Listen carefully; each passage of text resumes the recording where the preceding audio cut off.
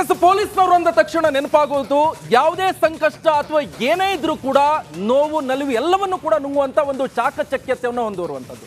ಆದ್ರೆ ಇಂತಹ ಒಂದು ಸ್ಥಿತಿಯಲ್ಲಿ ಇವತ್ತಿನ ಸಮಾಜ ಯಾವ ರೀತಿಯಾಗಿ ಹೋಗ್ತಾ ಇದೆ ಅಂತ ಹೇಳಿದ್ರೆ ಪೊಲೀಸ್ನವರು ಈಗ ಆತ್ಮಹತ್ಯೆಗೆ ಶರಣಾಗ್ತಾ ಇದ್ದಾರೆ. ಅಂತಹ ಘಟನೆ ಈಗ ಮತ್ತೆ ನಡೀತಾ ಇರುವಂತದ್ದು. ಬೆಂಗಳೂರಿನಲ್ಲಿ ಪೊಲೀಸ್ ಇನ್ಸ್ಪೆಕ್ಟರ್ ಆತ್ಮಹತ್ಯೆ ಕೇಸ್ ಸಂಬಂಧ ಈಗಾಗಲೇ ತನಿಖೆ ಕೂಡ ಚುರುಕುಗೊಂಡಿದೆ. ಸಿಸಿಬಿ ಇನ್ಸ್ಪೆಕ್ಟರ್ ತಿಮ್ಮೇಗೌಡ ನೇಣಿಗೆ ಶರಣಾಗಿದ್ದಾರೆ. ನೋಡಿ, ಆತ್ಮಹತ್ಯೆ ಅಲ್ಲ ಕೊಲೆ ಅಂತ ಕುಟುಂಬಸ್ಥರು ಆರೋಪವನ್ನ ಮಾಡ್ತಾ ಇದ್ದಾರೆ.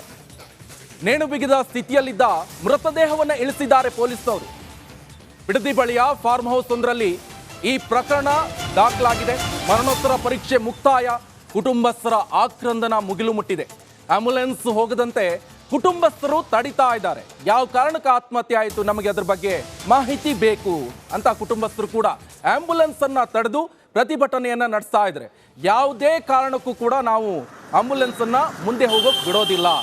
ಈಗಾಗಲೇ ಗಮನಿಸ್ತಾ ಇದ್ವಿ, ಒಂದ್ ಕಡೆ ಬ್ಯಾಕ್ ಟು ಬ್ಯಾಕ್ ಸಬ್ ಇನ್ಸ್ಪೆಕ್ಟರ್ಗಳೇ ಸೂಸೈಡ್ ಅನ್ನ ಮಾಡ್ಕೊಳ್ತಾ ಇದ್ದಾರೆ. ಸಿಸಿಬಿ ಇನ್ಸ್ಪೆಕ್ಟರ್ ಇವರು ಫೋಟೋಸ್ ಅನ್ನು ಕೂಡ ನೀವು ನೋಡ್ತಾ ಇರಬಹುದು.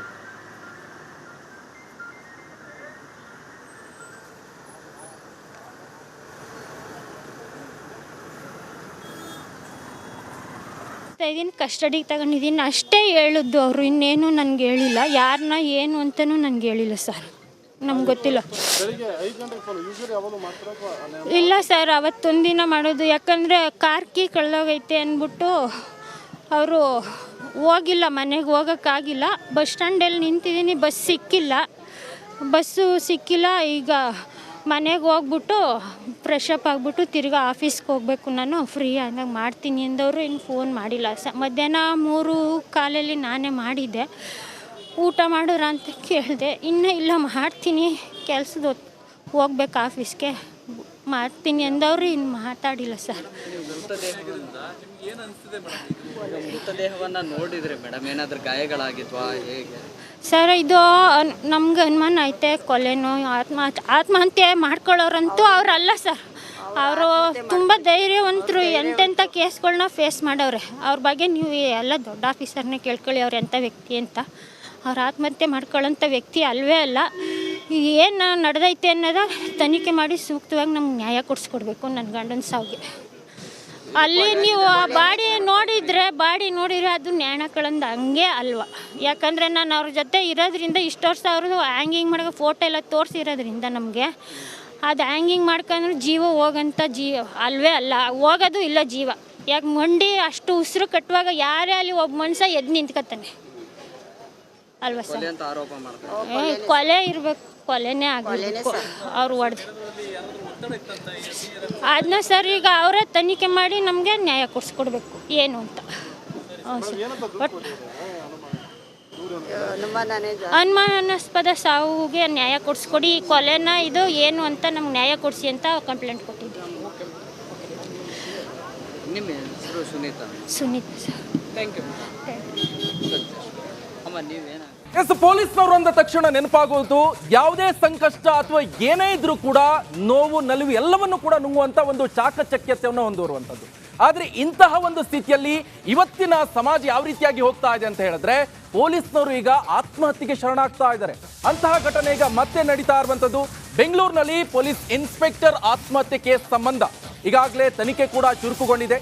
ಸಿಸಿಬಿ ಇನ್ಸ್ಪೆಕ್ಟರ್ ತಿಮ್ಮೇಗೌಡ ನೇಣಿಗೆ ಶರಣಾಗಿದ್ದಾರೆ. ನೋಡಿ, ಆತ್ಮಹತ್ಯೆ ಅಲ್ಲ ಕೊಲೆ ಅಂತ ಕುಟುಂಬಸ್ಥರು ಆರೋಪವನ್ನ ಮಾಡ್ತಾ ಇದ್ದಾರೆ.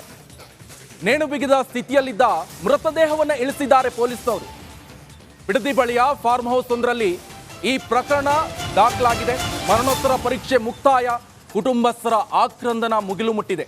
ಆಂಬ್ಯುಲೆನ್ಸ್ ಹೋಗದಂತೆ ಕುಟುಂಬಸ್ಥರು ತಡಿತಾ ಇದ್ದಾರೆ. ಯಾವ ಕಾರಣಕ್ಕೆ ಆತ್ಮಹತ್ಯೆ ಆಯಿತು, ನಮಗೆ ಅದ್ರ ಬಗ್ಗೆ ಮಾಹಿತಿ ಬೇಕು ಅಂತ ಕುಟುಂಬಸ್ಥರು ಕೂಡ ಆಂಬ್ಯುಲೆನ್ಸ್ ಅನ್ನ ತಡೆದು ಪ್ರತಿಭಟನೆಯನ್ನ ನಡೆಸ್ತಾ ಇದ್ದಾರೆ.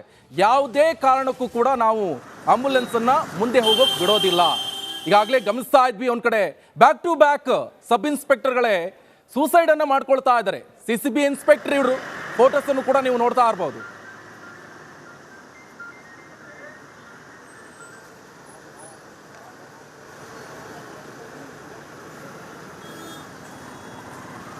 ಇದನ್ನು ಕಸ್ಟಡಿಗೆ ತಗೊಂಡಿದ್ದೀನಿ ಅಷ್ಟೇ ಹೇಳಿದ್ದು ಅವರು, ಇನ್ನೇನು ನನಗೆ ಹೇಳಿಲ್ಲ. ಯಾರನ್ನ ಏನು ಅಂತಲೂ ನನಗೆ ಹೇಳಿಲ್ಲ ಸರ್, ನಮ್ಗೆ ಗೊತ್ತಿಲ್ಲ. ಇಲ್ಲ ಸರ್, ಅವತ್ತೊಂದಿನ ಮಾಡೋದು. ಯಾಕಂದರೆ ಕಾರ್ ಕೀ ಕಳೆದೋಗೈತೆ ಅಂದ್ಬಿಟ್ಟು ಅವರು ಹೋಗಿಲ್ಲ, ಮನೆಗೆ ಹೋಗೋಕ್ಕಾಗಿಲ್ಲ. ಬಸ್ ಸ್ಟ್ಯಾಂಡಲ್ಲಿ ನಿಂತಿದ್ದೀನಿ, ಬಸ್ಸು ಸಿಕ್ಕಿಲ್ಲ. ಈಗ ಮನೆಗೆ ಹೋಗ್ಬಿಟ್ಟು ಫ್ರೆಶಪ್ ಆಗಿಬಿಟ್ಟು ತಿರ್ಗಾ ಆಫೀಸ್ಗೆ ಹೋಗಬೇಕು. ನಾನು ಫ್ರೀ ಆದಾಗ ಮಾಡ್ತೀನಿ ಅಂದವರು ಇನ್ನು ಫೋನ್ ಮಾಡಿಲ್ಲ. ಮಧ್ಯಾಹ್ನ 3:15 ನಾನೇ ಮಾಡಿದ್ದೆ. ಊಟ ಮಾಡಿದ್ರ ಅಂತ ಕೇಳಿದೆ, ಇನ್ನೂ ಇಲ್ಲ ಮಾಡ್ತೀನಿ, ಕೆಲ್ಸದ ಹೋಗ್ಬೇಕು ಆಫೀಸ್ಗೆ, ಮಾಡ್ತೀನಿ ಅಂದವರು ಇನ್ನು ಮಾತಾಡಿಲ್ಲ ಸರ್. ಮೃತದೇಹವನ್ನು ನೋಡಿದ್ರೆ ಮೇಡಮ್ ಏನಾದರೂ ಗಾಯಗಳಾಗಿದ್ವಾ ಹೇಗೆ?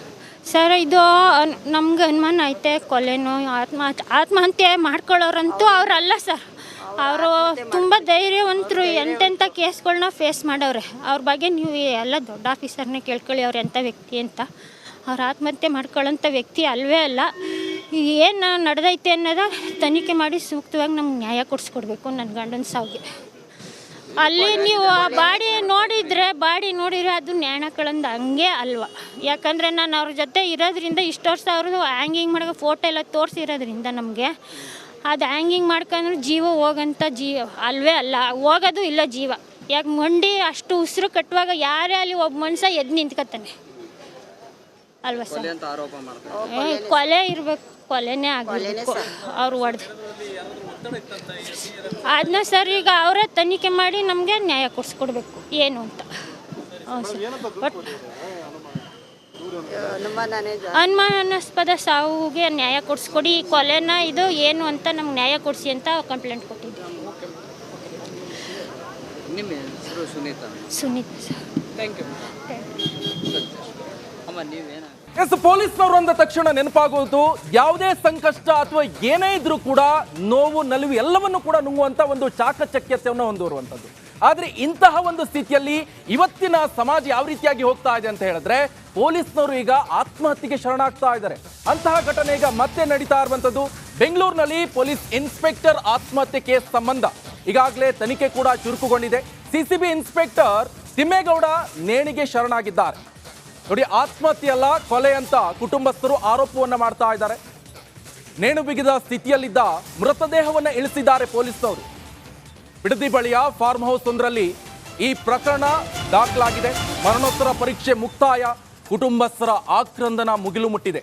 ಆಂಬ್ಯುಲೆನ್ಸ್ ಹೋಗದಂತೆ ಕುಟುಂಬಸ್ಥರು ತಡಿತಾ ಇದ್ದಾರೆ. ಯಾವ ಕಾರಣಕ್ಕೆ ಆತ್ಮಹತ್ಯೆ ಆಯಿತು, ನಮಗೆ ಅದ್ರ ಬಗ್ಗೆ ಮಾಹಿತಿ ಬೇಕು ಅಂತ ಕುಟುಂಬಸ್ಥರು ಕೂಡ ಆಂಬ್ಯುಲೆನ್ಸ್ ಅನ್ನ ತಡೆದು ಪ್ರತಿಭಟನೆಯನ್ನ ನಡೆಸ್ತಾ ಇದ್ದಾರೆ. ಯಾವುದೇ ಕಾರಣಕ್ಕೂ ಕೂಡ ನಾವು ಆಂಬ್ಯುಲೆನ್ಸ್ ಅನ್ನ ಮುಂದೆ ಹೋಗೋಕೆ ಬಿಡೋದಿಲ್ಲ. ಈಗಾಗಲೇ ಗಮನಿಸ್ತಾ ಇದ್ವಿ, ಒಂದ್ ಕಡೆ ಬ್ಯಾಕ್ ಟು ಬ್ಯಾಕ್ ಸಬ್ ಇನ್ಸ್ಪೆಕ್ಟರ್ಗಳೇ ಸೂಸೈಡ್ ಅನ್ನ ಮಾಡ್ಕೊಳ್ತಾ ಇದ್ದಾರೆ. ಸಿಸಿಬಿ ಇನ್ಸ್ಪೆಕ್ಟರ್ ಇವರು ಫೋಟೋಸ್ ಅನ್ನು ಕೂಡ ನೀವು ನೋಡ್ತಾ ಇರಬಹುದು.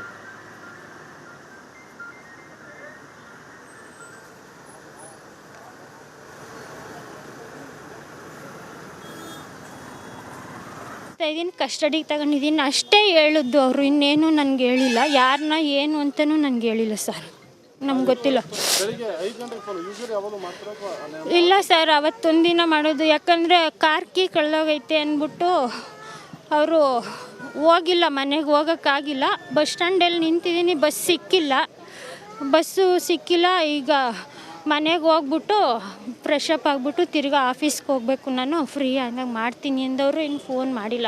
ಮಧ್ಯಾಹ್ನ 3:15 ನಾನೇ ಮಾಡಿದ್ದೆ.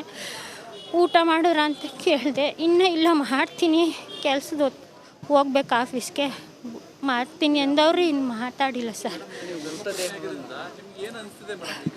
ಮೃತದೇಹವನ್ನು ನೋಡಿದ್ರೆ ಮೇಡಮ್ ಏನಾದರೂ ಗಾಯಗಳಾಗಿದ್ವಾ ಹೇಗೆ? ಸರ್, ಇದು ನಮ್ಗೆ ಅನುಮಾನ ಐತೆ ಕೊಲೆನೋ ಆತ್ಮಹತ್ಯೆ ಮಾಡ್ಕೊಳ್ಳೋರಂತೂ ಅವರಲ್ಲ ಸರ್. ಅವರು ತುಂಬ ಧೈರ್ಯವಂತರು, ಎಂತೆಂಥ ಕೇಸ್ಗಳನ್ನ ಫೇಸ್ ಮಾಡವ್ರೆ. ಅವ್ರ ಬಗ್ಗೆ ನೀವು ಎಲ್ಲ ದೊಡ್ಡ ಆಫೀಸರ್ನೇ ಕೇಳ್ಕೊಳ್ಳಿ ಅವ್ರು ಎಂಥ ವ್ಯಕ್ತಿ ಅಂತ. ಅವ್ರು ಆತ್ಮಹತ್ಯೆ ಮಾಡ್ಕೊಳ್ಳೋಂಥ ವ್ಯಕ್ತಿ ಅಲ್ವೇ ಅಲ್ಲ. ಏನು ನಡೆದೈತೆ ಅನ್ನೋದ ತನಿಖೆ ಮಾಡಿ ಸೂಕ್ತವಾಗಿ ನಮ್ಗೆ ನ್ಯಾಯ ಕೊಡಿಸ್ಕೊಡ್ಬೇಕು ನನ್ನ ಗಂಡನ ಸಾವಿಗೆ. ಅಲ್ಲಿ ನೀವು ಬಾಡಿ ನೋಡಿದರೆ ಅದು ನ್ಯಾಣಕಳಂದು ಹಂಗೆ ಅಲ್ವಾ.